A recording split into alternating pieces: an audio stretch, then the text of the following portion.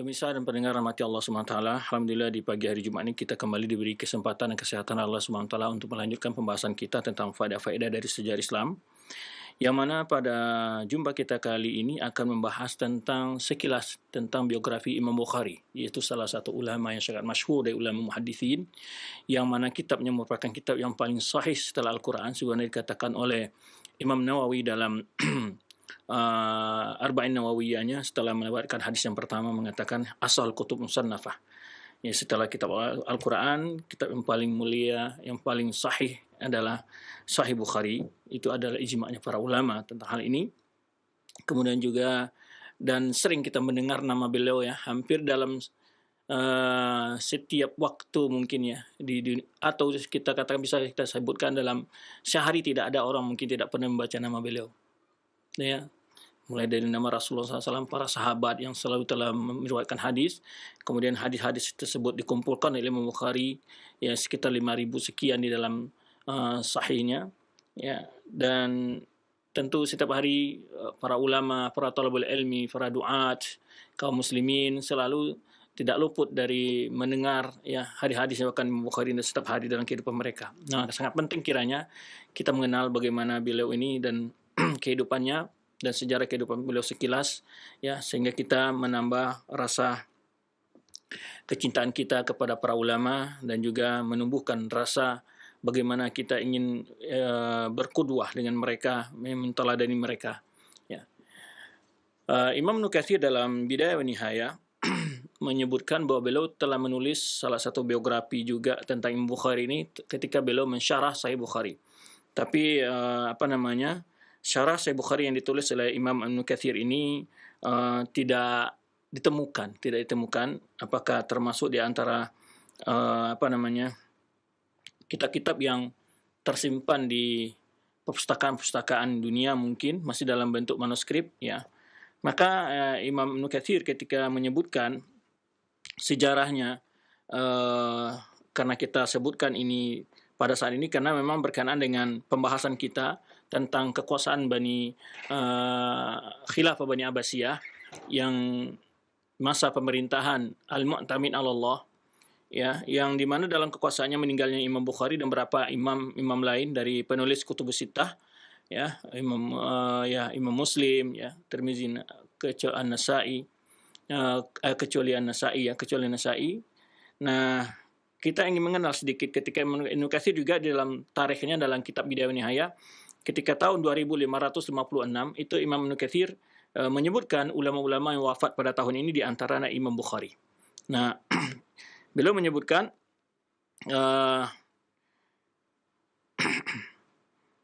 di sini di antara ulama-ulama yang wafat di tahun ini itu Imam Bukhari Sahibus Sahih. Waqad dzakarna lahu tarjamatan hafilatan. Jadi beliau Imam Katsir ini telah menyebutkan biografi yang lengkap ya, hafilatan yang cukup luas gitulah ya, dalam fi awal syarhina as-sahihah. Jadi di dalam awal beliau mensyarahkan kitab Sahih Imam Bukhari ini ya. Kemudian beliau menyebutkan linadzkur huna nubzatan, yang kita sebutkan secara ringkas sejarah tentang Imam Bukhari secara ringkas, kata beliau. Baik. Para penulis tentang biografi Imam Bukhari ini juga sudah banyak ya. Mungkin seperti tadi kita sebutkan Imam Ibnu Katsir, juga Imam Ibnu Hajar Asqalani dalam kitab Al-Hadits Sari, dalam muqaddimah syarah Sahih Bukhari itu Fathul Bari, muqaddimah Fathul Bari juga panjang lebar membahas tentang biografi dari Imam Bukhari ini, berbagai pembahasan yang berkenaan juga dengan kitab Sahih Bukhari itu sendiri, bagaimana metode beliau dalam mengumpulkan hadis, berapa jumlah hadisnya, dan sangat luas beliau membahas di kitab muqaddimah dari Fathul Bari itu. Kemudian para ulama-ulama juga di antara yang menulis juga biografi beliau seperti di antaranya di sini tadi sudah kita sebutkan karangan Bidayah wa Nihayah dan Ibnu Katsir juga sekilas di situ. Yang dicetak ini ada terjemah yang bisa diambil, yaitu Imam Zahabi itu terjemah Imam Bukhari karang Imam Zahabi. Ini juga ada. Kemudian juga karang dari Imam Bukhari juga tentang sirah Imam Bukhari, karang dari Al-Qasimi, ya. Kalau mutaya Hidayatus Sari karang li Siratil Bukhari karang Ibnu Hajar dalam mukadimahnya. Ini yang dikumpulkan dari mukadimah Syarah Fathul Bari. Kemudian juga tidak sebutkan tadi Tarjamah Bukhari yang ditulis oleh Imam Az-Zahabi. Kemudian juga sirah yang ditulis oleh tadi Muhammad Jamal bin Al-Qasami, dan kemudian juga berapa ulama lain juga menulis tentang kalau kajian tentang Bukhari cukup banyak sekali ya. Cuman yang kita bahas di sini tentang biografi beliau sudah banyak juga para ulama yang menulisnya. Di antara bahasan yang kita dapat di sini pertama dari kitab karangan dari Sirah Imam Bukhari, yaitu Sayyidul Fuqaha wa Imam Muhaddisin, karangan dari Al-Alama Syekh Abdul Salam Mubarakfuri. Jadi Syekh Mubarakfuri menulis juga Sirah Imam Bukhari ini cukup panjang sekali. Biografi beliau termasuk juga tentang pengenalan tentang Sahih Bukhari itu. Ya, bagi para ustaz-ustaz yang mungkin juga butuh referensi bisa merujuk karangan Mubarakfuri ini, sangat bagus sekali. Kemudian juga Hayatul Bukhari yang tadi kita sebutkan itu dikarang oleh Syekh Muhammad Jamaluddin Al-Qasimi Dimashqi. Kemudian juga Imam Zahabi yang kita sebutkan tadi, Juz'un fi tarjama Imam Al-Bukhari, Juz'un ya fihi tarjama Imam Bukhari, ya, karang Imam Az-Zahabi. Taib. Kemudian bagi yang ingin juga di dalam Wikipedia juga ada diringkas menulis juga tentang terjemah Imam Bukhari ini. Kita akan coba lihat di karangan Imam Az-Zahabi saja, karena pertama ringkas sesuai dengan waktu yang tersedia untuk kita membahas pada pagi hari ini, ya, karena bahasannya cukup panjang jika kita panjang lebar. Maka kita akan ambil saja apa yang ditulis oleh Imam Az-Zahabi, kebanyakan dari situ, ya, ataupun yang disimpulkan oleh beberapa penulis lainnya tentang sejarah Imam Al-Bukhari ini. Kalau kita ambil dari kitab Mubarakfuri itu sangat panjang sekali terjemahan beliau, ya. Barangkali akan memakan waktu yang cukup panjang. Tapi bagi para penuntut ilmu yang ingin mengenal lebih luas, itu ada karangan yang tadi kita sebutkan, Hidayatus Sari di Fathul Bari, Muqaddimah Fathul Bari. Kemudian juga punyanya Syekh Mubarakfuri ini sangat bagus untuk dibaca dan diteliti oleh para penuntut ilmu. Ya. Baik.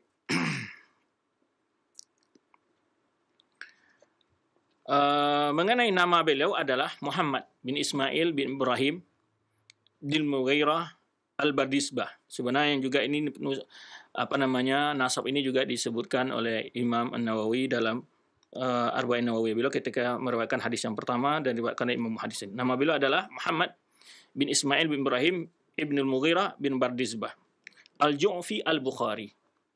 Al-Bukhari adalah nisbah kepada Bukhara, ya, daerah Turkistan, dia ada di daerah Asia Kecil dan daerah yang dulu adalah bagian dari kekuasaan Uni Soviet itu. Al-Ju'fi adalah nama daripada penguasa saat itu yang kakeknya, ya, Al-Mughirah ini masuk Islam. Dia ada seorang penguasa kemudian pindah ke asal dari kakeknya Bardizbah ini adalah keturunan Persia. Ya, kakeknya keturunan Persia kemudian berpindah ke Bukhara, nama daerah Bukhara, ya. Kemudian yang lebih banyak menyebutkan bahwa kakeknya yang Bardizbah ini asalnya dari keturunan Persia. Cuman ada ulama yang mengatakan bahwa ada mengatakan asalnya dari Arab, ada juga yang mengatakan asalnya dari Turki. Turki ini maksudnya bukan Turki negara Turki sekarang, tapi Turki yang pernah kita sebutkan dalam pelajaran kita, yaitu dari daerah-daerah yang sebut satu kebangsaan yang mana rumpun dengan Cina, Korea Selatan, itu mereka sebetulnya keturunan dari sebut dengan bangsa Mongol yang di sana keluar Genghis Khan dan seterusnya. Jadi bangsa itu disebut bangsa Turki. Taib, itu keringkasnya. Jadi Bardisbah adalah yang lebih banyak disebutkan oleh para ulama asalnya adalah dari Persia.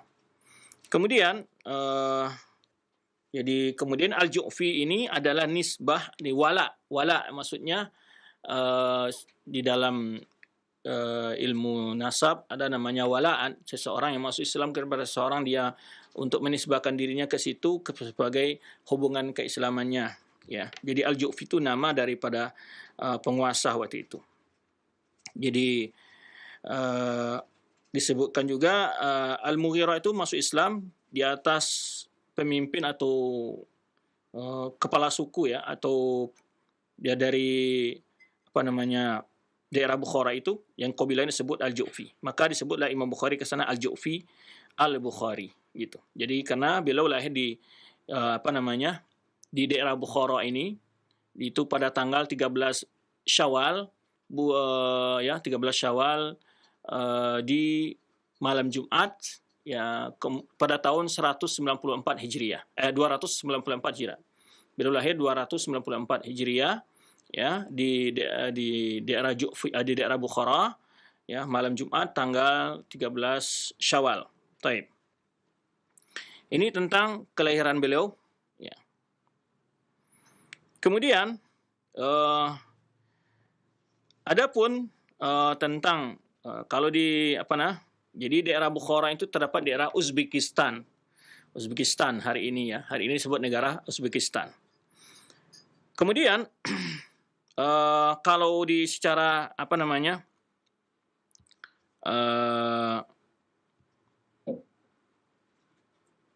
secara miladinya atau secara tahun Masehinya beliau lahir tanggal 20 Juli ya.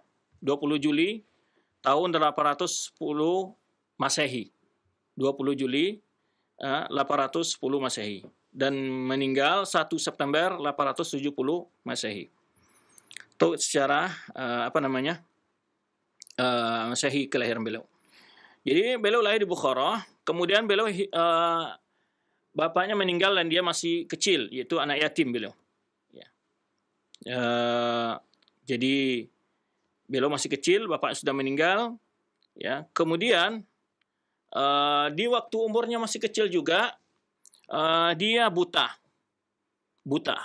Imam Bukhari ini buta, waktu kecil. Ya. Sebelum umur 10 tahun dah. Ya.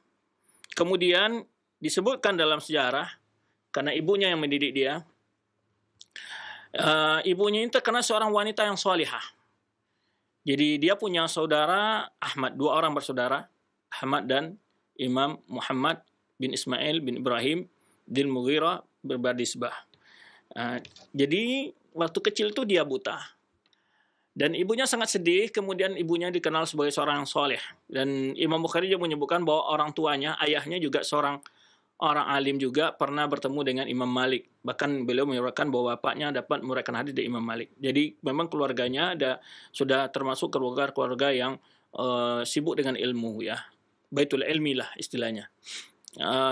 Kemudian ibunya merawat bayinya dengan baik, kemudian dalam waktu kecil anaknya ini buta.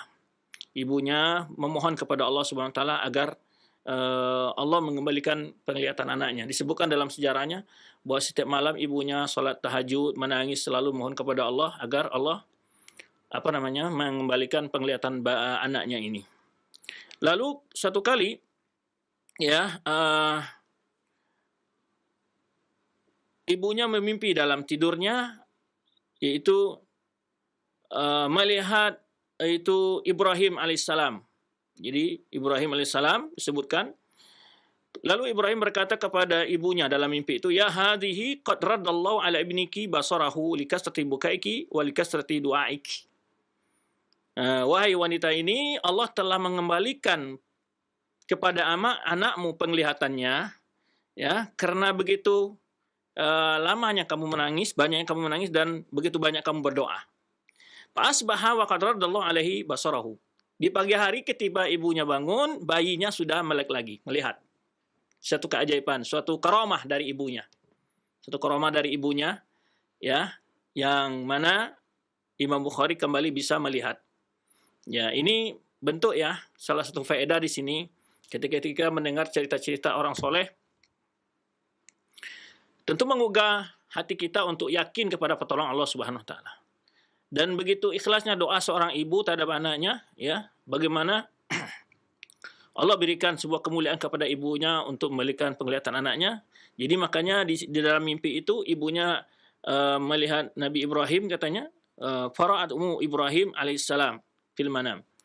Jadi lalu disampaikan kepada ibunya oleh Nabi Ibrahim bahwa Allah telah mengalihkan penglihatan anakmu, ya, karena banyaknya kamu menangis dan banyaknya kamu berdoa. Jadi salah satu keagungan doa terdapat di sini, dan juga kesabaran, keikhlasan seorang ibu dalam mendidik bayinya, ya. Mubarak Furi panjang lebar juga membahas tentang bagaimana pendidikan seorang ibu terhadap anaknya. Ini salah satu dari hal yang kita sebutkan sebelumnya, faedah-faedah. Banyak sebagian anak-anak ketika orang tuanya meninggal, dia tidak terdidik oleh ibunya dengan baik. Dan kita sudah ceritakan juga ketika kita bercerita tentang Imam Syafi'i. Jadi banyak ulama-ulama yang lahir, yang besar dalam keadaan yatim, yang dia dibesarkan oleh ibunya, dan yang sangat berpengaruh dan pendidikannya adalah seorang ibunya. Ini luar biasa, ya. Maka disinilah pentingnya ya, para wanita itu belajar ilmu agama, ya, sehingga dia bisa mengendalikan dirinya dalam keadaan kondisi pun. Jadi ibunya nggak putus asa, biar suami sudah meninggal dia tidak putus asa, ya. Dan juga kita ceritakan waktu Imam Syafi'i.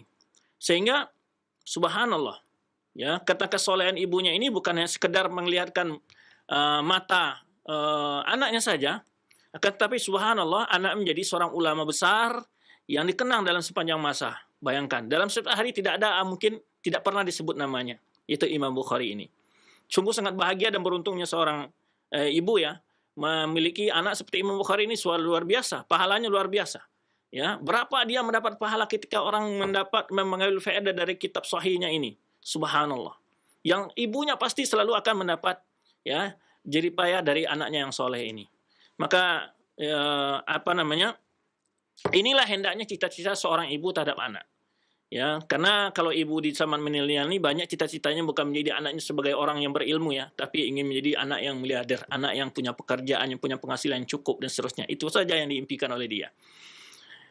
Ya, ini suatu ibrah dan qudwah bagi orang tua. Dan juga keterbatasan di segi materi, keterbatasan itu bukanlah menghambat untuk mendapatkan pendidikan yang baik, untuk menjadi berhasil bagi seorang anak, ya. Seorang anak ketika dia hidup tidak punya orang tua, atau orang tuanya mungkin tidak mampu, itu bukan keterbatasan. Imam Bukhari juga hidup dengan keadaan yatim, Imam Syafi'i yang pernah kita bahas juga hidup dengan keadaan yatim, tapi menggegerkan dunia, bahasa orang sekarang, ya. Dengan istilahnya menggegerkan dunia keilmuannya, ya. Ya, ini luar biasa, cukup luar biasa. Jadi kita ketika bicara tentang biografi ini tidak sekedar mendengar cerita kagum, tetapi kita berupaya mengambil faedah-faedah dari perjuangan orang tua dalam mendidik anaknya yang utama di sini. Dan juga termasuk juga ke semangat yang tinggi dari seorang anak di dalam mencari ilmu. Subhanallah. Jadi dia tidak terpukau kondisi keluarganya yang berkekurangan, tidak membuat dia untuk mundur dalam mencari ilmu, ya. Tidak membuat dia mundur. Makanya di ilmu 10 tahun saja Imam Bukhari sudah hafal, ya, 70.000 hadis kalau nggak salah, ya. Coba bayangkan, dalam ilmu 10 tahun dia. Bahkan dalam ilmu 10 tahun dia sudah pernah mengoreksi gurunya ketika baca salah dalam menyebut nama rawi. Subhanallah, kecerdasan yang luar biasa. Tapi ini juga perlu kita ambil faedahnya begitu, Allah Subhanahu wa taala membela agama ini dengan berbagai cara. Ya, lahirnya ulama-ulama yang memiliki hafalan yang sangat ulung sekali, luar biasa. Ya, seperti Imam Syafi'i, Imam Malik, ya, Imam Ahmad yang berhafal ratusan ribu hadis dan seterusnya. Maka ini juga jaminan Allah, bagaimana Allah menjaga agamanya ini, ya, menjaga sunnahnya. Lahirnya anak yang secerdas, ya Allah ciptakan seperti kecerdasan Imam Bukhari ini yang hafal, yaitu beliau hafal 100.000 dari hadis yang sahih dan 200.000 dari hadis yang tidak sahih. Ya, coba bayangkan, ya, yang dihafal Imam Bukhari. Taib. Ini masa kecil beliau. Kemudian sejak kecil Imam Bukhari ini sudah condong suka untuk mencari ilmu. Wa ma'al al-Bukhari ila talab al-ilmi wa hifdz al-ahadits. Jadi dari kecil itu dia sudah suka ilmu dan suka menghafal hadis, ya. Dan saat itu maka dia dan kemudian belajar pada khal kutab. Kutab itu bahasa kita mungkin TPA, ya. Sabiyan fa akhadha fi hifdzil Qur'an Karim. Ya, di awal dia menghafal Quran. Wa ummatal kutub al-murrah fi zamani. Kemudian juga menghafal kitab-kitab ini dikarang oleh para ulama, yaitu kitab Waqi' Ibnu Jarrah yang dihafal oleh Imam Bukhari saat itu, berapa kitab hadis, ya. Hatta idza balagha 10 min umrihi, pada umur 10 tahun dia mulai menghafal hadis, ya. Kemudian juga belajar kepada ulama-ulama, ya. Kemudian mulazamatul halaqatud durus, ya, aktif dalam menghadiri berbagai kajian-kajian, ya. Ubail idafa ila hifdzil hadis fa innahu kana harisan ala tamyizil ahadits as-sahihah min al-dha'ifah. Kemudian juga semangat yang tinggi untuk menghafal hadis-hadis, ya, dan membedakan antara hadis-hadis yang sahih dan hadis yang dhaif. Mengenal berbagai sebab-sebab kelemahan hadis, ya, mengerti tentang kondisi-kondisi para perawi hadis, ya, dan seterusnya ilmu hadis, ya. Kemudian dia hafal kitab Abdullah bin Mubarak, Waqi' bin Jarrah, di umur 16 tahun. Jadi umur 16 tahun dia sudah hafal kitab Abdullah bin Mubarak dan kitab Waqi' bin Jarrah. Kemudian Wafitikal sana, jadi tahun 210 Hijriah itu dia keluar dari negerinya, pergi haji bersama ibunya dan saudaranya Ahmad, ya, pergi haji. Hatta idzan tahat manasikul haji, setelah selesai ibunya dan saudara kembali ke Bukhara, negerinya, pulang kampung. Bainama takhallafa al-Bukhari li tabil hadis, tapi dia enggak, tinggal di Mekah. Tinggal di Mekah belajar, ibunya dan saudaranya, ya, balik setelah melaksanakan haji, ya, pulang ke negerinya di Bukhara, ya, Turkistan itu, Uzbekistan. Kemudian dia Imam Bukhari tinggal di Mekah, belajar bersama para ulama semua, ya. Kemudian tinggal di Mekah dalam masa yang cukup panjang, kemudian juga ke Madinah, dan kemudian dia di Madinah menulis kitab Tarikh Al-Kabir. Ini di antara kita Imam Bukhari itu banyak. Imam Bukhari juga bukan hanya Sahih Bukhari saja, cuma yang paling terkenal ya kitab sahihnya. Kemudian dia juga Tarikh Al-Kabir, Qira'ah Khalful Imam, Raf'ul Yadain Khalful Imam, Qira'at Khalful Imam, kemudian Raf'ul Yadain, kemudian juga Khalq Af'al Ibad, kemudian Adabul Mufrad. Ini di antara karang-karang Imam Bukhari, ya.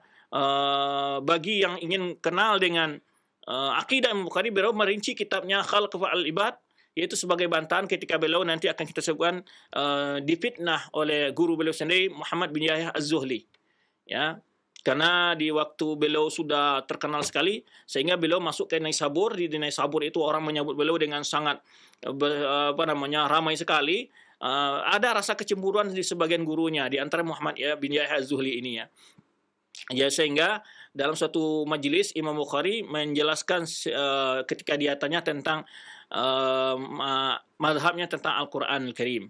Imam Bukhari menyebutkan suara hamba dan lafaz makhluk itu adalah makhluk. Jadi lalu difitnah dia dengan itu. Nanti sekilas akan kita bahas, ya. Akhirnya beliau belajar di Madinah dan menulis kitab Tarikh Kabir. Kemudian beliau menceritakan di Madinah juga beliau menulis kitab beliau Sahih Al-Bukhari itu. Sahih Bukhari itu ditulis oleh beliau dalam masa 16 tahun. Sahih Bukhari itu beliau tulis dalam 16 tahun. Bahkan beliau menyebutkan tidak ada kitab yang beliau tulis kecuali beliau menulisnya 3 kali. Jadi dikoreksi lagi. Demikian kitab-kitab yang beliau tulis, ya. Nah, kitab Sahih Bukhari itu beliau tulis selama 16 tahun. Kemudian beliau setiap mau memasukkan hadis ke dalam Sahih Bukhari itu disebutkan beliau salat 2 rakaat, dan itu selalu beliau tulis di Raudhah, ya, di Masjid Nabi sallallahu alaihi wasallam. Nah, jadi kalau kita bercerita tentang Sahih Bukhari dan sangat panjang, ya. Ini waktunya sudah juga agak mepet, biar habis. Kita mungkin bercerita bebas saja, ya, kesana kesini, tapi sedikit kita ambil bahwa kitab sahih beliau itu, mana kita sebutkan tadi, beliau menulis selama 16 tahun. Kemudian setiap hadis yang mau beliau masukkan, ya, beliau tulis beliau salat 2 rakaat dulu di Raudhah. Baik. Kemudian juga disebutkan oleh teman-teman Imam Bukhari yang satu pondok bahasa kita sekarang yang sama-sama belajar sama beliau itu menyebutkan, ya, bahwa hampir kadang-kadang Imam Bukhari itu 13 kali, 17 kali dalam semalam itu berdiri, hidupkan lampu, kemudian mencatat faedah-faedah. Jadi begitu. Jadi beliau umpamanya dalam teman-temannya tidur tapi dia ya kurang tidur kayak dalam masa ilmu ini. Sehingga dia sebagaimana dikaitkan juga Imam Syafi'i ketika bertamu ke Imam Malik ya kan. Jadi sampai pagi dia nggak tidur tapi dia memikirkan sebuah hadis yang dia ambil faedah-faedah di situ. Nah, Imam Bukhari ini juga begitu, di temannya menghitung, kadang-kadang setelah ditulis tuh dipadamkan lagi lampunya gitu. Kalau kita kan dulu pakai lampu itu ya. Petromat, bukan petromat, yang lampu yang terbuat dari inilah biasa, api dari minyak kalau dulu gitu ya. Jadi setiap bangun itu dalam malam beliau menulis faedah-faedah yang hadir dalam pikiran beliau ketika saat tidur atau saat beliau membaringkan dirinya gitu kan. Nah, ini bagaimana semangatnya Imam Bukhari yang perlu kita ambil di sini, baik bagi para duat, baik para ustadz, baik para thalabul ilmi adalah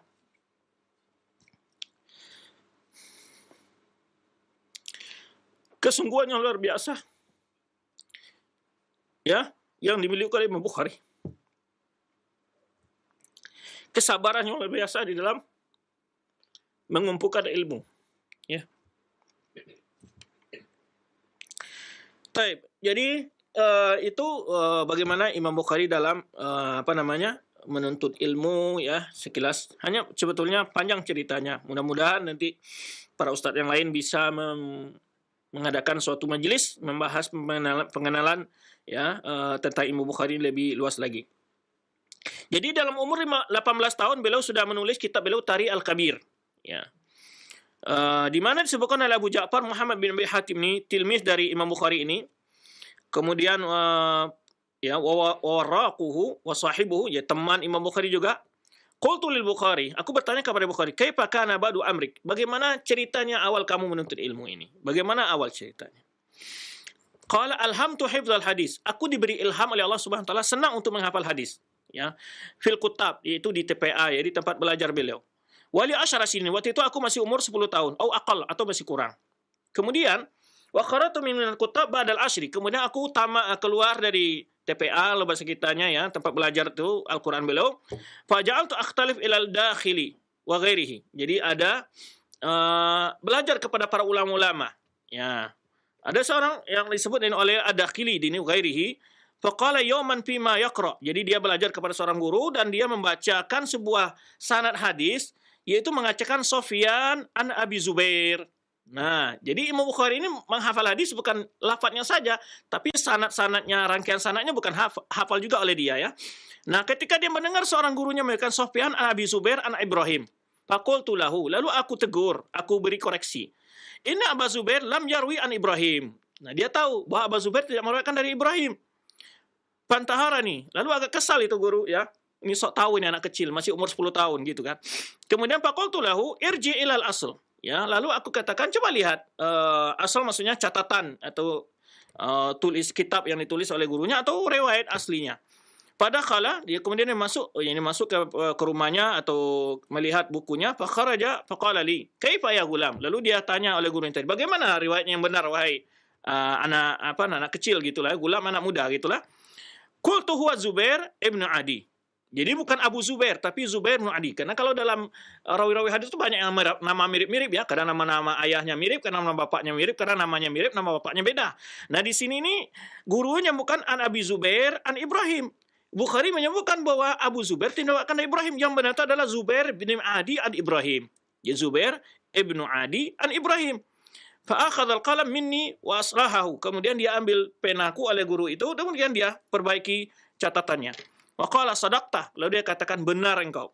Qala faqala lil Bukhari ba'du sahabihi, kemudian sebagian sahabatnya berkata kepada Bukhari, Ibnu kam kunt? Ya. Waktu kamu mengoreksi gurumu itu kira-kira berapa umurmu? Ibna 11 sana. Waktu itu umurku sekitar 11 tahun. Kemudian kata Imam Bukhari, ketika aku telah masuk umur 16 tahun, hafi itu kitab Mubarak wa Waqi'. Kitab Abdullah bin Mubarak, kitab Waqi'. Wa araftu kalam haula. Ya, dan aku pahami berbagai penjelasan mereka. Kemudian aku keluar bersama ibuku dan saudaraku Ahmad ke Mekah. Ketika selesai haji, ya, raja akhi biha. Jadi saudaranya dan ibunya kembali. Wa takhallaftu fi talabil hadis. Aku tinggal di Mekah untuk belajar. Kemudian umur 18 tahun, ja'altu asnafu qiradaya sahaba wa tabi'in wa aqawilihim, ya, wa aqawilahum. Kemudian aku setelah umur 18 tahun, aku mencoba menulis, mengumpulkan berbagai masalah-masalah yang diriwayatkan dari sahabat, para tabi'in dan perkataan-perkataan mereka. Wa dzalika ayyam Ubaidillah bin Musa. Itu katanya di waktu penguasa itu Ubaidillah bin Musa. Wa sanatu kitab tarikh idzaka inda qabri Nabi SAW. Dan waktu itu aku menulis kitabnya Tarikh Al-Kabir itu dekat di dan kuburan Nabi SAW, maksudnya di sini di apa namanya? Di Raudhah fil layali muqmirah, yaitu setiap malam-malam yang bulan terang, ya. Kemudian wa qalla ismun fi tarikh illa walahu indi qissah. Jadi tidak ada satupun nama yang tercatat dalam kitab Tarikh Kabirnya itu, ya. Ini Tarikh Kabir ini adalah biografi para ulama hadis. Jadi, nah kecuali aku punya kisah. Illa anni karitu tatwil al-kitab. Tetapi aku tidak mau kitab itu terlalu panjang. Akhirnya banyak yang tidak disampaikan oleh kisah-kisahnya oleh Imam Bukhari dalam kitab Tarikh Kabirnya. Baik. Kemudian tidak ragukan bahwa Imam Bukhari melalang buana ke berbagai tempat, baik Syam, Mesir, ya, Hijaz, ya, daerah-daerah, kemudian apalagi Basra, Kufa, ya, Nisabur, Baghdad, ya. 18 kali beliau ke Baghdad. Itu beliau selalu bertemu dengan Imam Ahmad. Nah, kemudian, ya, Imam Bukhari ini telah melalang buana untuk berbagai kota-kota Islam untuk mencari ilmu, ya. Di antaranya mulai dari negerinya di Bukhara, kemudian belajar dengan ulama-ulama di sana, kemudian daerah-daerah sekitarnya, kemudian pergi ke Balakh daerah-daerah yang Moro, Warai, Wahra, wa Nisabur. Jadi karena awal marratin dakhala Nisabur 15 sana. Jadi waktu masuk ke Nisabur itu umurnya sekitar 15 tahun. Qal Hakim Nisabur, awal ma warra al-Bukhari Nisabur sana 900. Jadi awal dia Bukhari itu masuk ke kota Nisabur belajar itu umur pada tahun 209 Hijriah. Warada fil akhir sana 50 wa 100. Kemudian terakhir dia masuk lagi ke Nisabur pada tahun 250. Faqama bi khamsa sinin. Kemudian tinggal di sana 5 tahun, ya, yuhadditsu ala dawam, mengajar di situ tentang hadis, menyampaikan hadis. Kemudian juga berpindah ke Hijaz, ya, belajar Mekah, Madinah. Kemudian tinggal di Mekah, Madinah dalam masa yang cukup panjang.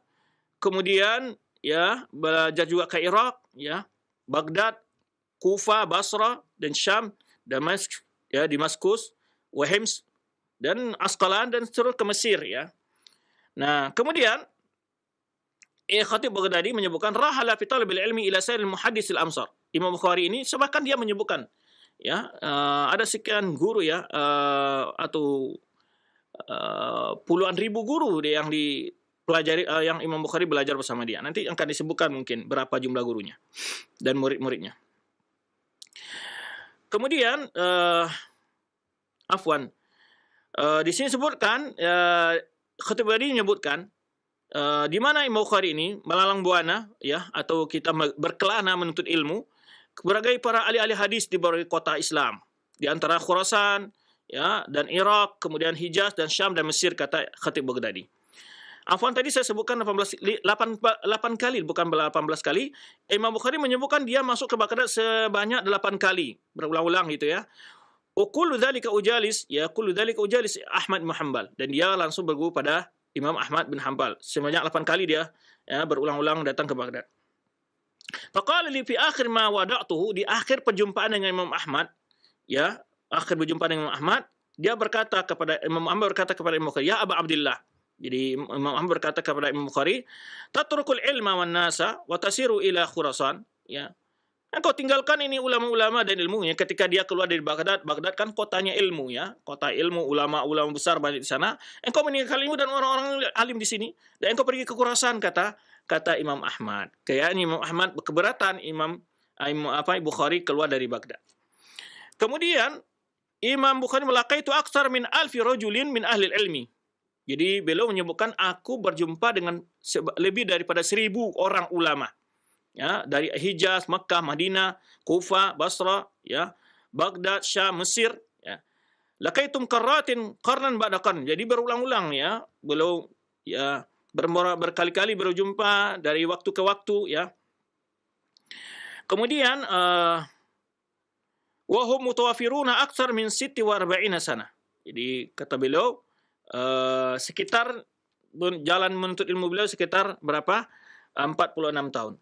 Jadi kemudian beliau menyebutkan masuk ke Syam, Mesir, Wal Jazirah itu masing-masing 2 kali beliau ke sana. Basra 4 kali, ya. Kemudian Wabi Hijaz Sitata Awam itu 6 tahun. Walau sikam dakhaltu Kufa wa Baghdad. Aku enggak ingat berapa kali aku masuk Kufa dan Baghdad, kata beliau. Wa arada rihla ila al-Yaman liyasma' min Abdul Razzaq As-San'ani. Dia pernah ingin untuk menuntut ilmu ke Yaman, ingin ketemu dengan Abdul Razzaq As-San'ani. Falam yuqaddir lahu dzalik, tapi enggak ditakdirkan. Kenapa? Karena waktu dia mau pergi ke Yaman berjumpa Abdul Razzaq As-San'ani, ini seorang ulama hadis, ya.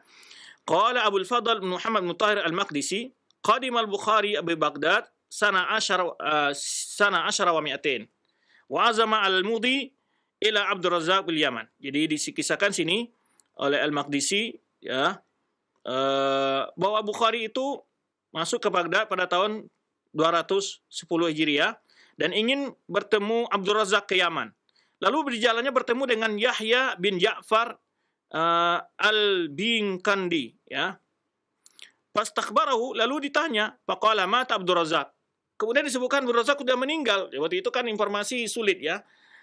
Kemudian summa tabayyana anhu lam yamut. Kemudian tahu-tahu dia belum meninggal. Fasami Bukhari hadis Abdul Razzaq, dan makanya Bukhari hanya mengambil hadis Abdul Razzaq melalui yaitu Yahya bin Ja'far tadi.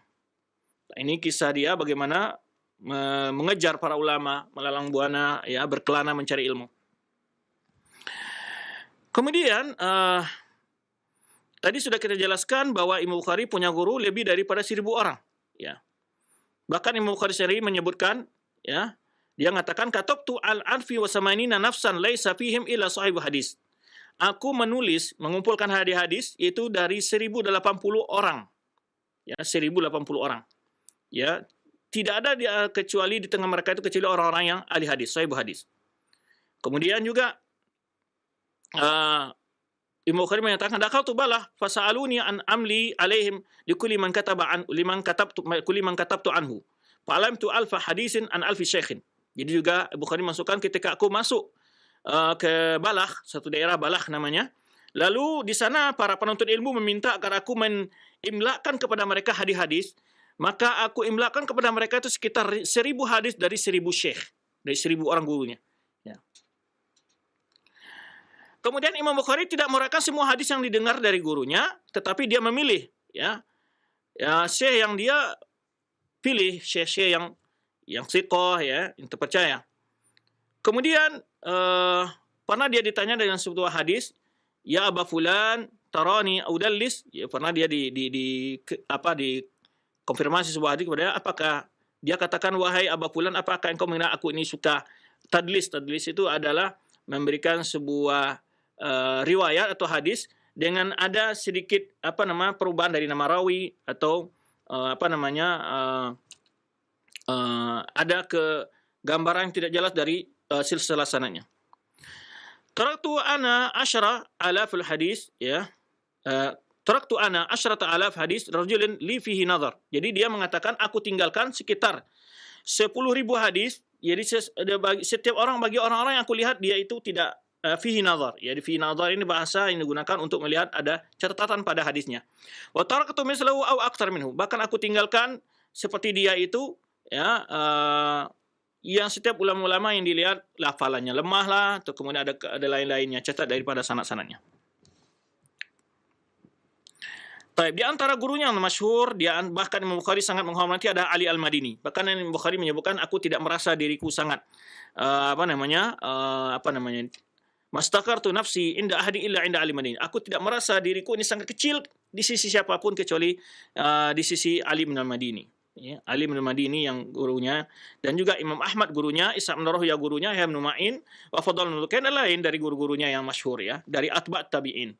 Ya, sebagian dia bertemu dengan atba' tabi'in. Dan kita tidak akan merinci begitu banyak guru-guru Imam Bukhari, dan kita lanjutkan, ya. Kemudian ini sudah 8, ya.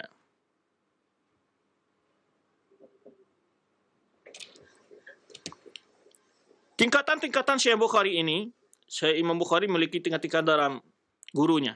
Yang pertama, man hadatsu anit tabi'in. Jadi dari sahabat tabi'in dia. Orang yang meriwayatkan dari tabi'in itu ketemu seperti Maki bin Ibrahim wa Abi Asim An-Nabil wa Fadl bin Dukain wa ghairihim. Kemudian wa khusyu haula kullu min at-tabi'in. Jadi atba'at tabi'in. Kemudian ya man kana fi asri haula lakin lam yasma' min sakat tabi'in. Jadi orang yang semasa dengan atba'at tabi'in dari murid-murid tabi'in tetapi tidak bertemu dengan tabi'in, tidak meriwayatkan hadis dari tabi'in. Jadi semasa dengan murid-murid tabi'in seperti Adam bin Abi Iyas, Sa'id bin Abi Maryam dan lainnya. Kalau kita bicara tentang guru-guru banyak sekali ya tingkatan-tingkatan guru beliau. Kemudian bahkan asami man rawa anhu Muhammad bin Sa'id al-Bukhari min masyayikh alladhi dzakarahum fi Jami' as-Sahih. Nah, di antara nama-nama ini ada yang telah mengumpulkan kitab-kitab yang menulis tentang guru-gurunya yang diriwayatkan Imam Bukhari dalam kitab sahihnya. Itu asami man rawa anhu Bukhari ya min masyayikh alladhi dzakarahum fi Jami' as-Sahih. Ada kemudian juga Muhammad bin Musa bin Mandah juga mengarang kitab Asami Masyayikh Imam Bukhari. Yani kita menulis tentang guru-guru Imam Bukhari. Ada murid-muridnya. Murid-muridnya kita tahu bahwa sebagian besar dari ashabu kutubus sittah murid dari Imam Bukhari. Termasuk Imam Muslim adalah murid dari Imam Bukhari. Ini ada keunikan sedikit ketika Imam Bukhari ini yaitu difitnah oleh gurunya Muhammad bin Yahya Az-Zuhli.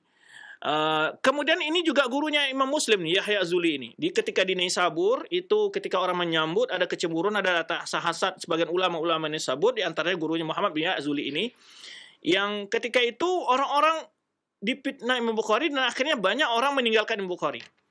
Bahkan yang setia dengan Bukhari itu Imam Muslim. Dan ketika Imam Muslim ditegur oleh Muhammad bin Yahya Az-Zuli dan Imam Muslim malah meninggalkan ketika dia mendengar Muhammad bin Yahya Az-Zuli membicarakan Imam Bukhari dalam majelisnya, menjelekkan Imam Bukhari dalam majelisnya, ya, membicarakan Bukhari, Imam Muslim langsung ngambil dan meninggalkan Muhammad bin Yahya Az-Zuli dan dia belajar sama Imam Bukhari saja.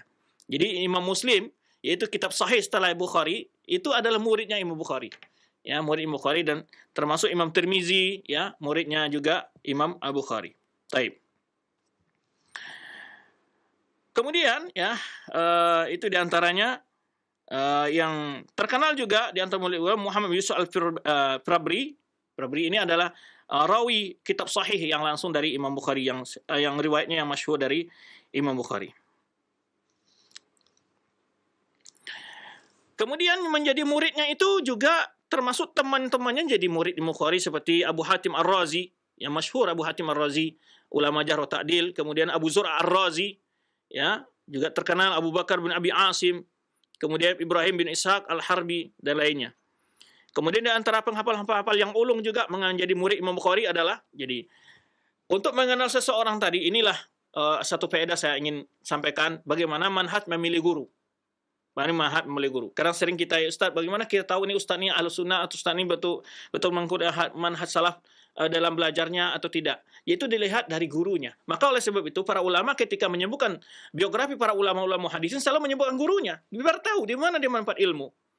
Kemudian murid-muridnya. Jadi kehebatan seseorang tadi menilai seorang tadi kebenaran pahamnya bisa dari sisi gurunya, kemana dia belajar. Kalau dia belajar sama al-bid'ah, ini jelas nanti pemahamannya akan kacau. Ya, maka oleh sebab itu ini faedah kenapa harus sebutkan gurunya, dilihat. Gurunya adalah ulama-ulama yang terkenal, ulama yang akidahnya yang lurus. Ya, makanya kita sebutkan dari Imam Bukhari siapa saja di gurunya. Bagaimana dia mendapatkan ilmu dan hadis itu tersebut. Kemudian murid-muridnya lihat juga di antara guru itu dia menilai seseorang itu juga melihat muridnya yang terkenal seperti Imam Muslim itu muridnya Imam Bukhari.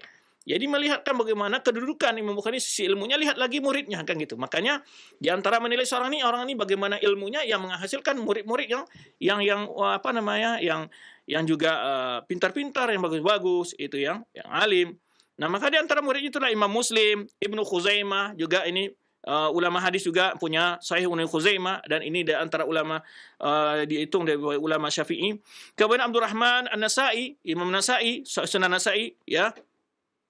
Kemudian Ahmad bin Salamah An-Naisaburi, Abu Isa Tirmizi, Imam Tirmizi, Sunan Tirmizi, ini murid Imam Bukhari juga dan lainnya. Ibnu Abi Dunya yang masyhur juga, ya. Nah, kemudian Imam Al-Baghawi, ya. Kemudian berapa ulama Husain Al-Qabbani, Yaqub bin Yusuf, kemudian juga Abdul Qasim Al-Baghawi dan berapa ulama-ulama lainnya. Ini di antara murid-muridnya Imam Al-Bukhari. Baik. Wahum akthar min usaw qala Nawawi wa amal akhadhu an Bukhari fa akthar min an yuhsaru. Imam Nawawi menyebutkan, ingin menyebutkan berapa murid Imam Bukhari enggak akan terhitung. Bahkan dalam satu majlis puluhan ribu hadir dalam majlis hadis. Ketika Imam Bukhari datang ke Naisabur, datang ke Bukhara, itu puluhan ribu orang datang belajar kepada Imam Bukhari. Jadi tidak terhitung banyak muridnya gitu. Adapun kitab-kitab karangannya sudah kita sebutkan tadi di antaranya, yaitu Sahih Bukhari yang jelas ya, Al-Jami' Sahih. Kemudian ini masyhur kitab beliau ini ya, yang tadi sudah kita sebutkan bagaimana proses beliau menulis, dan beliau menulis ini adalah ketika berada di majlis satu kali ya, sebab dia menulis ini apa? Jadi Imam Bukhari menyebutkan kuntu inda Ishaq bin Rahuyah. Aku waktu belajar ya di majlis Ishaq bin Rahuyah, dalam suatu riwayat ada orang ya temannya atau mungkin guru lain, atau Ishaq bin Rahuyah sendiri yang berkata. Kalau sebagai riwayat ada menyebutkan ada seseorang berkata, seandainya kalian mau mengumpulkan hadis yang simpul gitu, yang ringkas dalam sahih, hadis sahih semua, mengumpul semua hadis sahih semua, ya mukhtasaran, juga tidak panjang gitu. Ya, kitab mukhtasar. Nah, ada yang menyebutkan ini perkataan Ishaq bin Rahuyah ini. Lau ja'altum kitaban mukhtasaran li sahih sunnah Rasulullah sallallahu alaihi wasallam, ya, faqa dzalika fi qalbi. Jadi sebuah ide. Nah, ini juga faedah lain. Jangan sungkan-sungkan menyampaikan ide di kapanpun, dimanapun. Belum tahu ide antum itu ditangkap oleh seseorang lalu dia lakukan, antum dapat pahala. Karena Rasulullah SAW menyebutkan dalam hadisnya, adalu alal khair kafa'ilihi. Orang yang menunjukkan sebuah kebaikan lalu nanti pahalanya sama dengan orang yang melakukannya. Bayangkan kalau ini adalah ungkapan Ishaq bin Rahuyah kepada murid-muridnya, siapa di antara kalian yang siap mengumpulkan hadis-hadis yang ringkas ya, dalam suatu kitab yang ringkas tentang hadis-hadis Rasulullah SAW. Lalu Imam Bukhari mengatakan, lalu rencana itu jatuh dalam hatiku. Rencana itu jatuh dalam hatiku. Ini juga seorang murid hendaknya ya jangan mensepelekan usulan guru-gurunya. Ya di sini ada faedah bagaimana seorang guru memberikan ide-ide kepada murid, kemudian seorang murid bagaimana juga menangkap ide seorang guru, ya kan?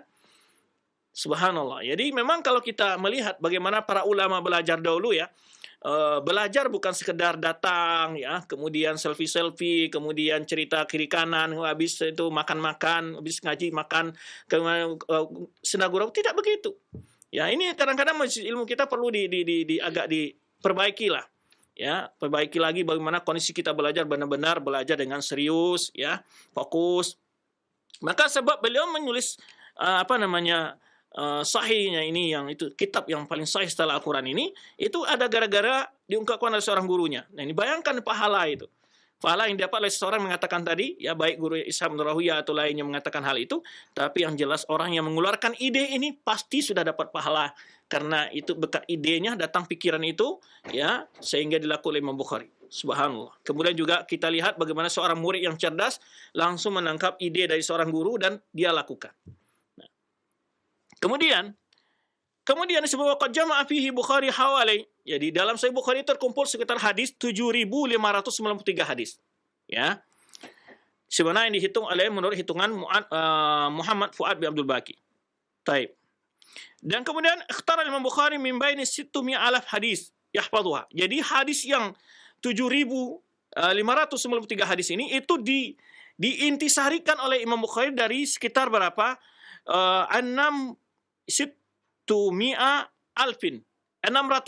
hadis yang dihafal oleh Imam Bukhari itu disarikan oleh beliau. Bukan berarti beliau mengatakan semua hadis sahih dalam Sahih Bukhari, tidak. Cuma beliau mengumpulkan hadis-hadis sahih ya yang jami' dalam kitab yang ringkas, itu maksudnya. Jadi jangan pula dikatakan kalau nggak Sahih Bukhari nggak sahih, enggak. Bukan berarti Imam Bukhari mengumpulkan semua hadis sahih dalam kitabnya. Tapi yang dilakukan Bukhari adalah semua hadis dalam kitabnya hadis sahih. Tapi bukan berarti semua hadis sahih hanya dalam Sahih Bukhari, bukan begitu maksudnya. Karena ada juga kadang-kadang orang mengatakan, oh itu bukan hadis Bukhari. Nah, hadis sahih itu bukan hanya Sahih Bukhari saja. Tapi semua hadis dalam Sahih Bukhari itu sahih, iya. Tapi apakah hadis sahih itu hanya dalam Sahih Bukhari saja? Tidak. Ini perlu dipahami oleh kita ya. Dan juga jangan sampai salah, nanti ada orang-orang kadang-kadang, oh itu kan Tirmizi, itu kan tidak Sahih Bukhari. Ya. Hadis sahih itu bukan hanya dalam Sahih Bukhari saja. Hadis sahih itu dapat dalam banyak kitab-kitab ulama. Tetapi yang dimaksud para ulama, semua hadis dalam Sahih Bukhari itu adalah sepakat ulama adalah hadis sahih. Walaupun ada 10, ada sekitar itu ada yang ada sebagian ulama mencoba mengkritik ya. Dan tidak pula pun mendengar pada baru ini ada orang-orang mencoba menganggap Sahih Bukhari itu tidak valid, kesahihan semacam itu adalah orang-orang yang tidak punya kerjaan dan orang-orang yang tidak mengerti bagaimana syarat yang begitu sangat kuatnya ditentukan oleh Bukhari untuk memasukkan sebuah hadis dalam kitab sahihnya itu. Ini dalam kesempatan lain mungkin akan dibahas oleh para ustaz-ustaz lain insyaallah ya, bagaimana Imam Bukhari memilih apa syarat hadis yang bisa dimasukkan dalam hadis itu. Salah satu syarat mutlak yang dilakukan oleh Imam Bukhari untuk masukkan hadis ke dalam sahihnya itu adalah yaitu dengan al-mu'asara wal liqa itunya. Maksudnya apa? Jadi gurunya itu bukan sekadar satu masa saja. Tapi gurunya dan pasti murid itu meriwayatkan langsung dari gurunya. Jadi memang ketemu dan memang belajar. Jadi ittisalus sanad tidak cukup dengan semasa saja, tapi harus ada benar-benar liqa, bertemu dan belajar. Itu di antara ittisalus sanad ke syarat hadis yang mutlak. Kalau Imam Muslim satu syaratnya lebih kurang dari Bukhari itu di sisi ini. Dia hanya mencukupkan al-mu'asara. Kalau sudah itu masa berarti mereka ketemu dan belajar. Nah itu. Baik, berikutnya ini tentang Sahih Bukhari sedikit kita sebutkan di situ ya. Dan tadi sudah kita sebutkan bagaimana Imam Bukhari memilih-milih hadis itu ya. Beliau sangat hati-hati dalam memasukkan riwayat yang akan beliau masukkan dalam syarat Sahih Bukhari itu. Jadi, maka kita sebutkan Imam Bukhari punya kitab namanya Adabul Mufrad. Nah, Adabul Mufrad ini Imam Bukhari berbeda syaratnya dengan Sahih Bukhari ini. Jadi tidak dikatakan semua hadis yang diriwayatkan Bukhari adalah sahih. Tidak begitu maksudnya. Jangan salah paham lagi. Yang dimaksud semua hadis yang dalam Sahih Bukhari sahih. Tapi bukan semua hadis yang diriwayatkan Imam Bukhari itu sahih. Karena dalam Bukhari bukan hanya dalam Sahih saja meriwayatkan, termasuk dalam Tarikh Kabir juga dalam Adab Mufrad. Nah, dalam Adab Mufrad ini sebagian hadisnya ada yang lemah, ada mufrad itu, ya. Nah, jadi Adab Mufrad itu kita Imam Bukhari tidak mensyaratkan hadis yang beliau sebutkan dalam Adab Mufrad itu seperti syarat beliau memasukkan hadis dalam Sahih Bukhari dalam Sahih beliau. Nah, kemudian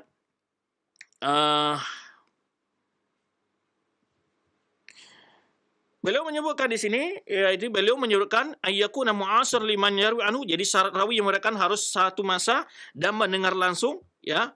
Ishtarat ar-ru'ya was sama' ma'an, jadi melihat dan ketemu mendengar, ya.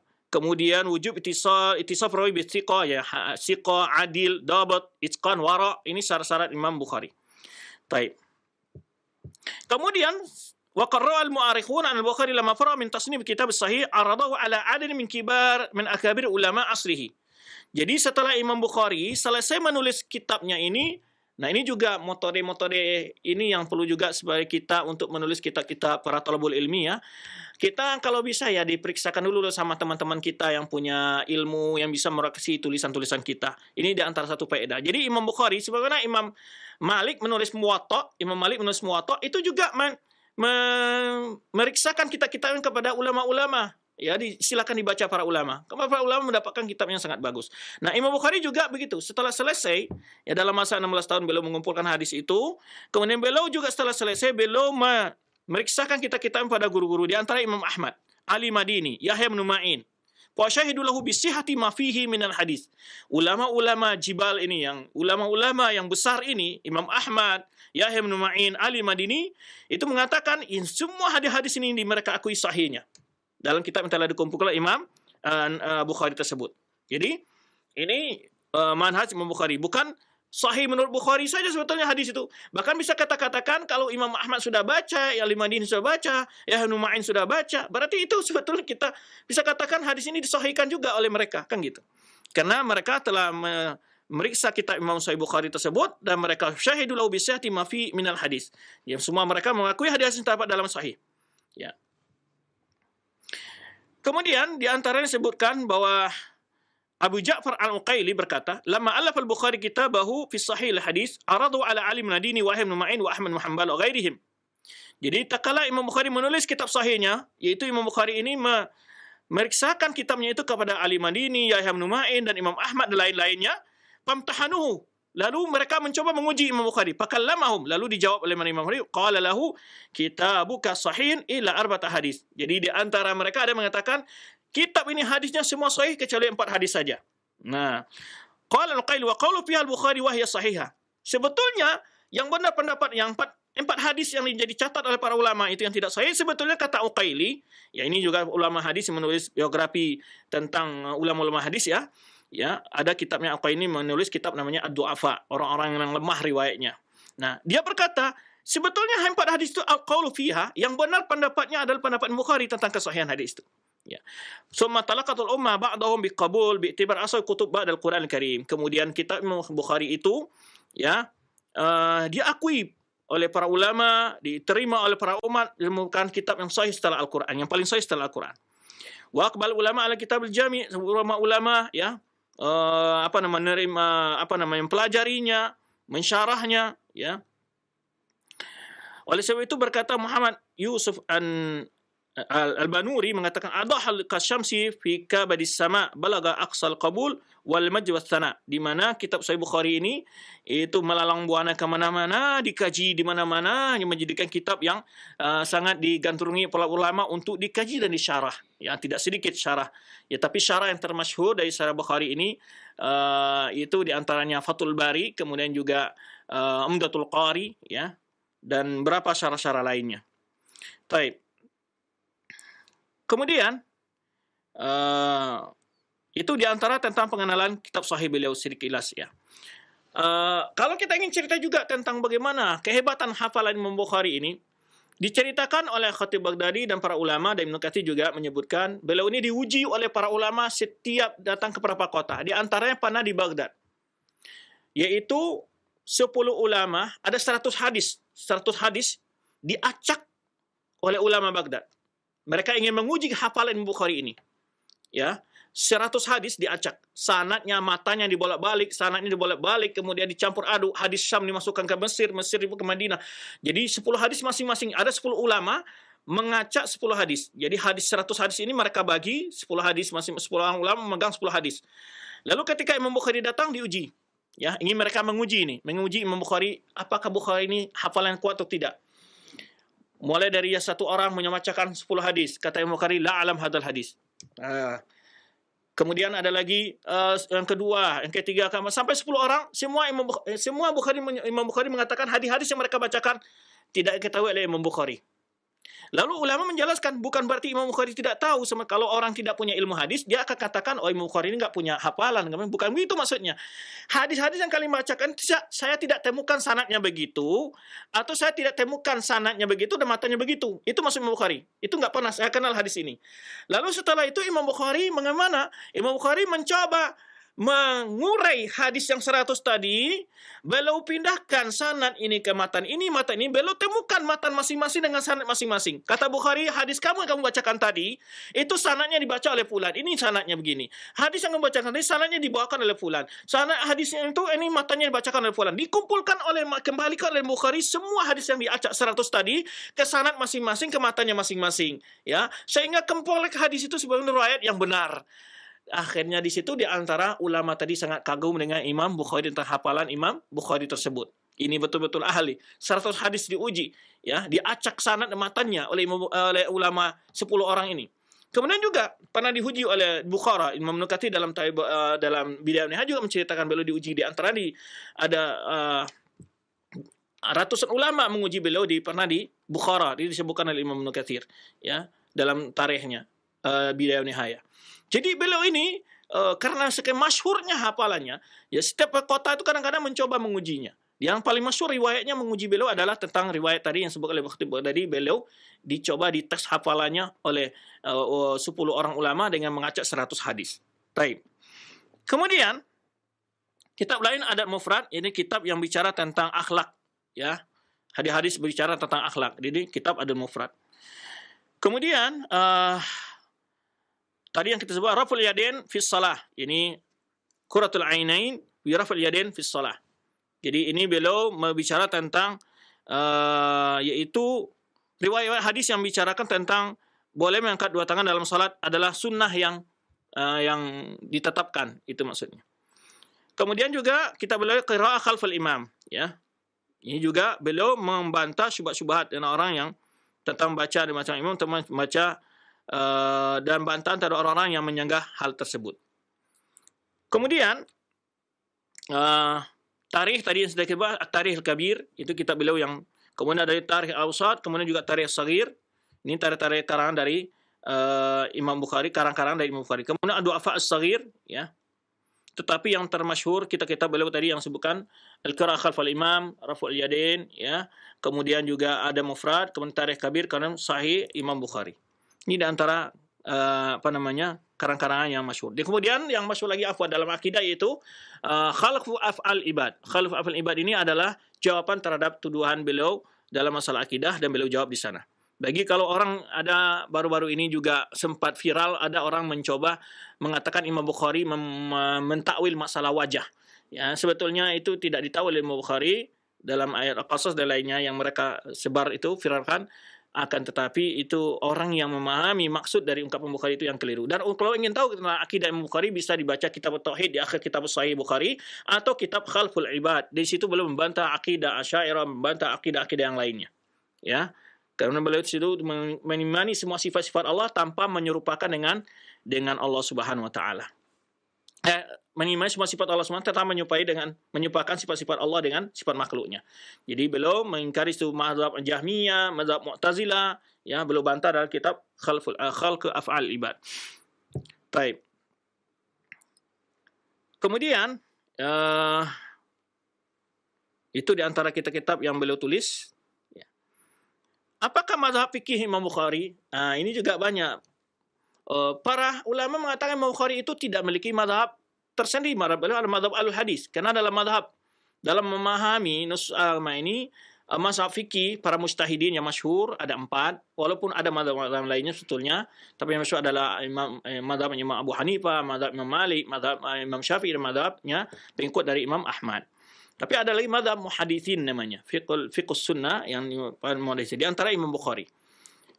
Ada juga yang mengatakan Imam Bukhari yang mengatakan bahwa Imam Bukhari mazhab Hanabilah, ada pula yang mengatakan Imam Bukhari mazhab Syafi'iyah, ya. Ya, ini di antara atau kemudian juga mengatakan para ulama yang mengatakan adalah Imam Bukhari adalah mujtahid mustaqil. Jadi mujtahid mutlak. Karena beliau dalam kitab sahihnya banyak sekali ijtihad beliau, istimbatat beliau yang luar biasa, ya. Maka para ulama mengatakan bahwa beliau adalah seorang ulama yang sampai pada tingkat mujtahid mutlak, ya. Beliau memang berhak menjadi mujtahid mutlak karena beliau menguasai sunnah yang begitu luas, ya, dengan ilmu yang begitu tinggi. Kemudian oleh sebab itu para ulama-ulama yang beranggapan bahwa Imam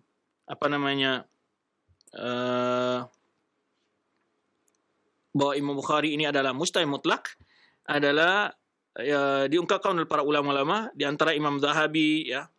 Kemudian juga Syekh Islam Taimiyah, kemudian para ulama mu'asirin Syekh Utsaimin dan lainnya mengatakan bahwa Imam Al-Bukhari adalah merupakan ulama yang memiliki kemampuan untuk berijtihad mutlak. Bahkan Ishaq Nur Yabsa mengatakan kalau seandainya Muhammad bin Sa'id, seandainya Imam Bukhari hidup di zaman Hasan, di zaman tabi'in, lah tajan nas ilai, sungguh orang akan butuh kepadanya. Maksudnya akan belajar kepadanya. Karena lima rifati bil hadis wal fiqh.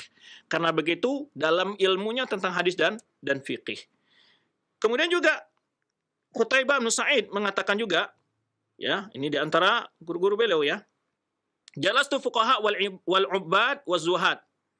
Jadi aku pernah berjumpa dengan para ahli fikih, fuqaha, para ahli ibadah, dan orang zuhud.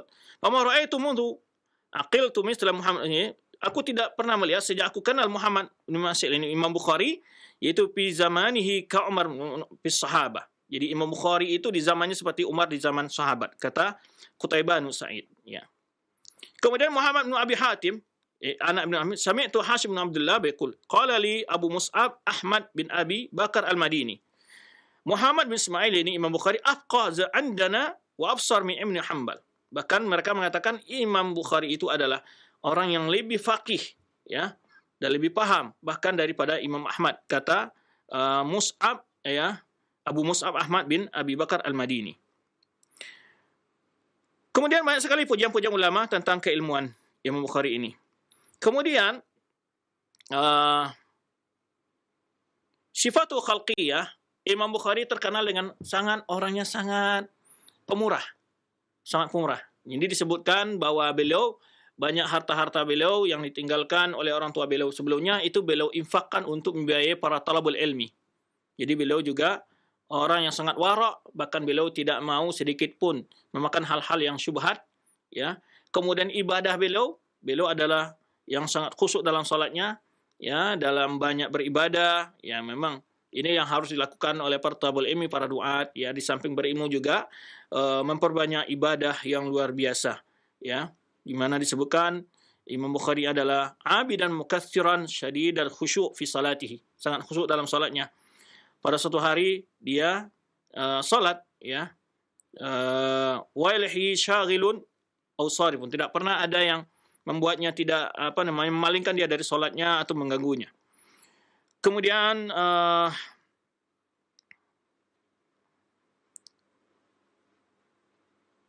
ya, pernah dia sedang salat, disebutkan di sini digigit oleh zambur.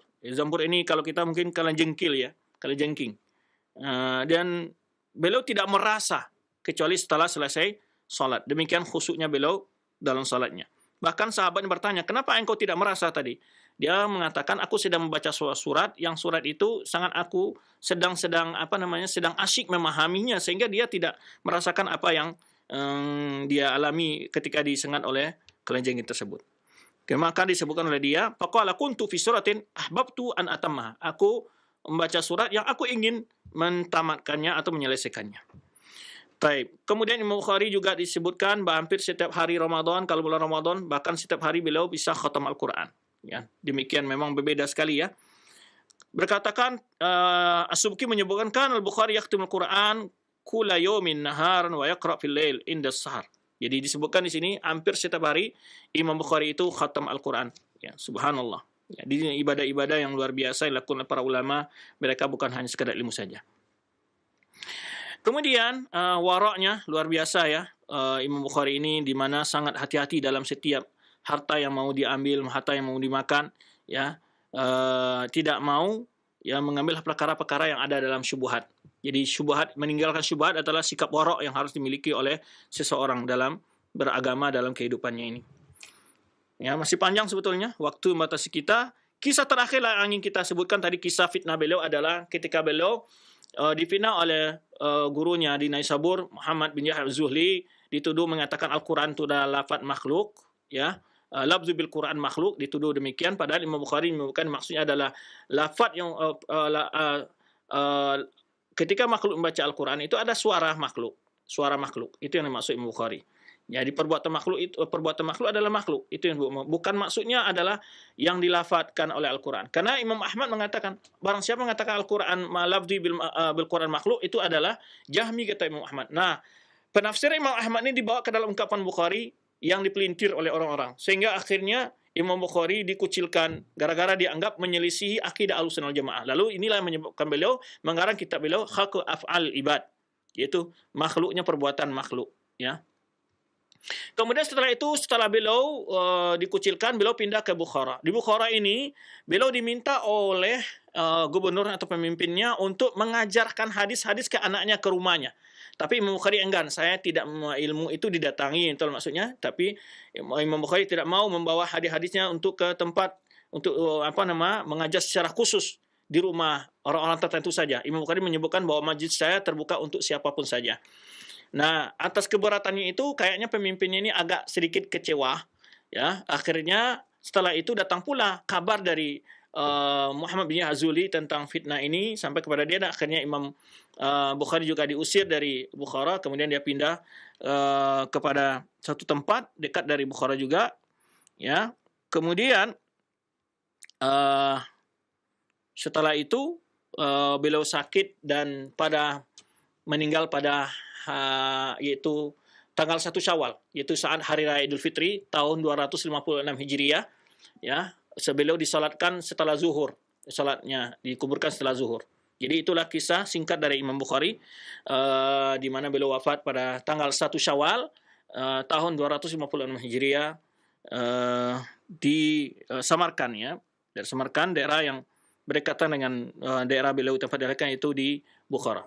Pujian-pujian ulama sangat banyak kepada beliau, ya, tidak mungkin kita bahas lagi karena waktu yang batasi. Demikian Wallahu a'lam bishawab. Sekarang kita kembalikan kepada akh mandu kita dari studio 2 Cilengsi. Wallahu a'lam bishawab. Nah, Ustaz, barakallahu fikum wa jazakallahu khairan. Terima kasih atas nasihat serta ilmu yang bermanfaat yang telah disampaikan kepada kami di kesempatan pagi hari ini. Semoga Allah senantiasa menimpakan taufik dan dimudahkan kita bisa memahami serta mengamalkan ilmu tersebut. Baik ikhwatal Islam, bagi Anda yang ingin memperdalam pembahasan ini dan bertanya seputar kajian yang telah disampaikan oleh beliau, silahkan bisa menggunakan waktu untuk bertanya di 02. Untuk pesan singkat kami bacakan. Assalamualaikum dari hamba Allah yang bertanya. Assalamualaikum Ustadz, dari penjelasan Ustadz tadi di mana Imam Bukhari pernah mendapatkan fitnah yang cukup besar sehingga beliau sampai pindah dari tempat satu ke yang lainnya. Nah, bagaimana saat itu murid-murid beliau? Apakah memang sudah ada tidak ada orang atau murid-murid beliau yang membela Imam Bukhari sehingga beliau masih tetap berdakwah di daerah tersebut? Silakan Ustaz. Baik, sebetulnya Imam Bukhari ketika dapat fitnah di Naisabur itu, beliau tetap bersabar berapa waktu ya. Namun karena kondisi beliau melihat tidak kondusif, akhirnya beliau berpindah ke negerinya ke Bukhara. Nah, di sana juga beliau menyampaikan hadis. Jadi sebelum itu orang-orang sudah banyak belajar sama beliau, ya sudah ratusan ribu yang belajar di Naisabur. Itu di akhir-akhir masa beliau di Naisabur, karena Imam Bukhari semakin majelisnya semakin ramai, majlis semakin ramai, ya sehingga para ulama-ulama lain merasa sepi kajian-kajiannya, karena orang lebih banyak belajar ke Imam Bukhari di samping kepintarannya, kemudian ya ulu isnadnya, tingginya sanad yang beliau bawa dan seterusnya, banyak guru beliau ya. Nah, karena memang Imam Bukhari sangat terkenal sekali saat itu, sehingga menimbulkan adanya rasa hasad dari sebagian orang kepada beliau. Ini yang menyebabkan beliau. Dan akhirnya beliau karena melihat seperti itu, beliau pindah. Dan kadang-kadang murid-murid beliau juga ada yang ikut bersama beliau, termasuk Imam Muslim umpamanya ikut ya. Dan bersama beliau ya, di masa waktu di Naisabur itu ya, beliau Imam Muslim tetap setia belajar dengan Imam Al-Bukhari. Jadi kemudian walaupun banyak murid-muridnya, beliau memang melihat tidak kondusifnya hal tersebut, beliau berpindah aja ke Bukhara. Di sana Bukhara juga orang juga belajar, ratusan ribu orang juga belajar sama beliau, ramai majlis semuanya. Dari akhir-akhirnya, ini tadi kita meringkas saja ya, bagaimana kondisi beliau di Bukhara, kondisi beliau di Naisabur, kita tidak merinci. Padahal beliau punya majelis yang luar biasa jumlah orang hadir dari majelis beliau itu. Ya, cuman di akhir-akhir setelah semakin waktu berjalan, ya ada kondisi-kondisi yang tidak membuat beliau tidak nyaman untuk di situ. Ada yang kondisi membuat beliau tidak nyaman, akhirnya beliau pindah ke Bukhara.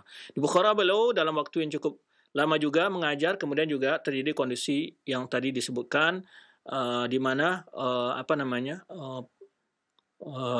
gubernurnya atau bupatinya di sana atau pemimpin di saat itu tidak menyukai beliau, dan akhirnya beliau diusir dan beliau pindah ke tempat yang lain. Demikian. Wallahu a'lam bishawab. Barakallahu fikum, jazakallahu khairan. Pertanyaan berikutnya kami bacakan dari pesan singkat. Assalamualaikum warahmatullahi wabarakatuh. Mohon diberikan penjelasan Ustadz, bagaimana dengan cerita yang mengkisahkan bahwasanya Imam Bukhari pernah membuang 10.000 dinar yang beliau miliki ke lautan demi untuk menjaga kredibilitas sebagai perawi hadis. Apakah cerita ini benar atau tidak? Mohon penjelasannya. Jazakallahu khairan. Silahkan. Allahu alam, afwan ana lupa dengan kisah ini ya, sudah lama. Apakah itu bagi Bukhari atau cerita untuk salah seorang ulama?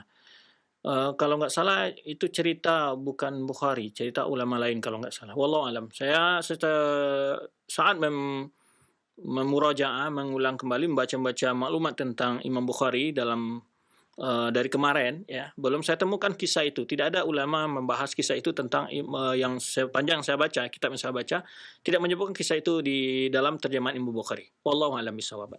Nah, Ustaz, barakallahu fikum. Terima kasih atas jawaban yang bermanfaat. Selanjutnya kami akan masuk ke via telepon, silahkan. Halo, Assalamualaikum. Waalaikumsalam, dengan siapa? Di mana? Iya, Ustadz Ari dengan Ibu jemaah di Bandung. Ya, silahkan Ibu. Iya. Terima kasih pembahasan ini. Tapi Ibu agak penasaran nih, nggak mau ikuti dari awal. Sedangkan judulnya itu kan silsilah biografi tentang Imam Bukhari ya. Iya. Selalu kalau Ibu melihat membaca ada di buku ada Imam Bukhari dan Muslim. Imam Bukhari, ya. Nah pertanyaannya gini, kan itu judulnya juga cuma silsilah ya. Boleh tidak Pak Ustadz Dr. Ali Musri yang terhormat, mohonlah disingkatkan silsilah Imam Bukhari itu siapa, lalu punya istri berapa, anak berapa, lahir di mana, domisilinya di mana, dan wafatnya di mana. Sebagai ilmuwan perhadisan, terima kasih Ibu ucapkan. Assalamualaikum warahmatullahi wabarakatuh. Waalaikumsalam warahmatullahi wabarakatuh.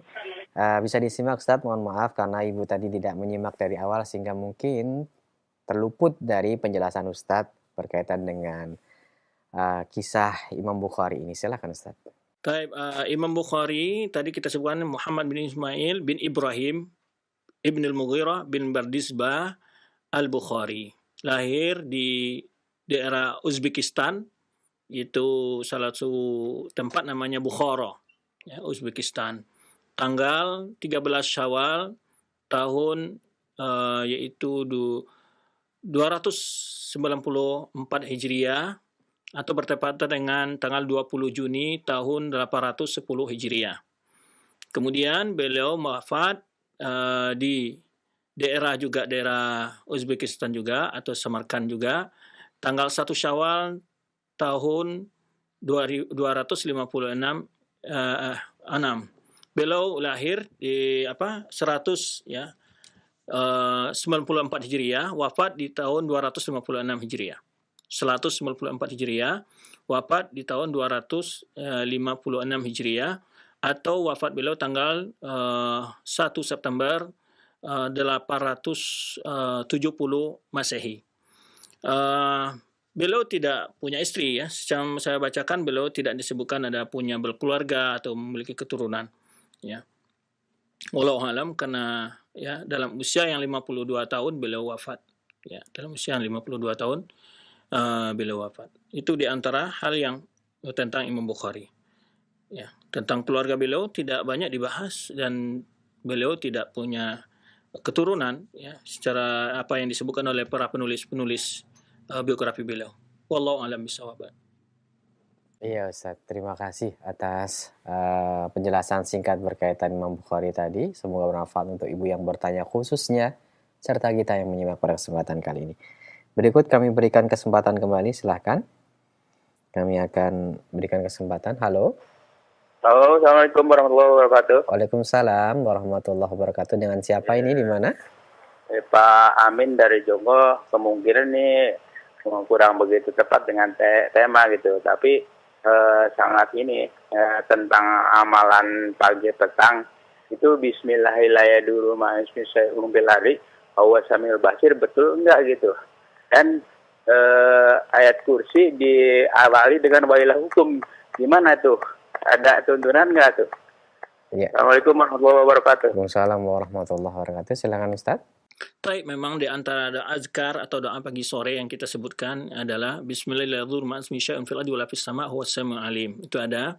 Kemudian juga membaca ayat kursi. Adapun apa yang muqaddimah sebelum ayat kursi tadi saya kurang mendengar jelas. Yang jelas tuntunan yang kita ikuti apa yang diajarkan oleh Rasulullah SAW dalam doa-doa tersebut sangat berfaedah bagi kita. Pertama adalah penjagaan Allah kepada kita dari makhluk-makhluk yang membahayakan. Ya, kemudian juga pelindungan Allah SWT kepada kita dari berbagai keburukan, termasuk keutamaan membaca ayat kursi itu disebutkan oleh Rasulullah SAW. Seseorang yang membacanya di pagi hari, ya, jika dia meninggal di siang hari atau sebelum matahari terbenam, maka dia tidak ada yang menghalangi masuk surga kecuali hanya mati saja, kata Rasulullah SAW. Nah, karena itu hendaknya kaum muslimin benar-benar suka menghafal dan mengajarkan doa-doa, zikir-zikir pagi sore itu kepada anak-anaknya supaya kita dilindungi oleh Allah Subhanahu wa taala dari bahaya baik kejahatan jin maupun kejahatan manusia. Wallahu a'lam bishawab. Terima kasih atas nasihat dan jawaban yang bermanfaat. Berikut kami akan bacakan kembali dari pertanyaan pesan singkat saudara kita Hendrik di Jakarta yang bertanya, Assalamualaikum Ustadz, apakah Imam Bukhari lahir sesudah atau sebelum imam yang 4? Mohon penjelasannya Ustadz, silahkan. Taib, imam yang 4 yang paling muda itu adalah Imam Ahmad. Yang pertama Imam Abu Hanifah, ya.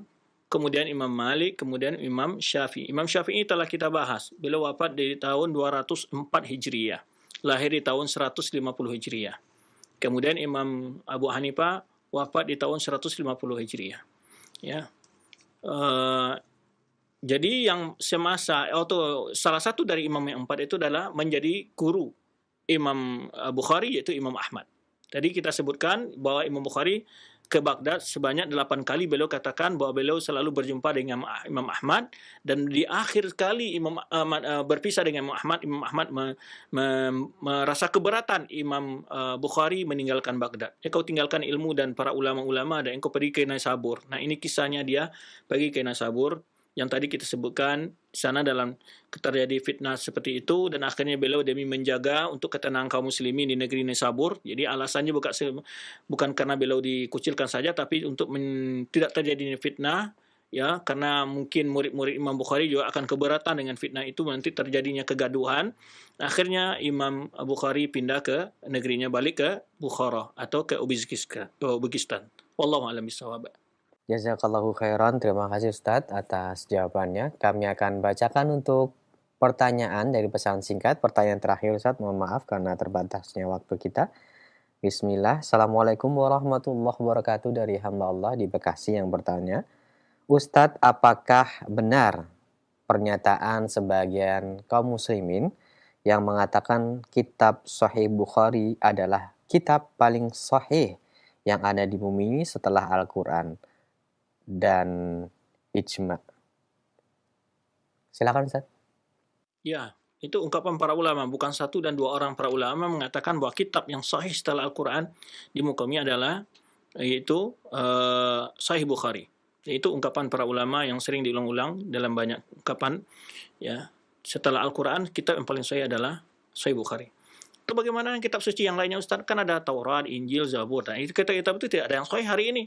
Kitab-kitab itu telah melalui berbagai revisi oleh pengikut-pengikutnya. Ya, makanya kitab yang paling sahih setelah Al-Quran di muka bumi hanyalah Sahih Bukhari, dan kemudian kitab-kitab hadis yang lainnya. Wallahu a'lam bishawab. Terima kasih banyak untuk kebersamaan di pagi hari ini. Semoga Allah SWT berkahi waktu dan umur kita. Ya, terima kasih banyak para teman-teman yang telah bekerja di studio, baik Studio 2 Silensi maupun Studio Mini Stadium Syafi'i. Semoga Allah menjaga antum semua dan memberkahi keluarga dan umur antum.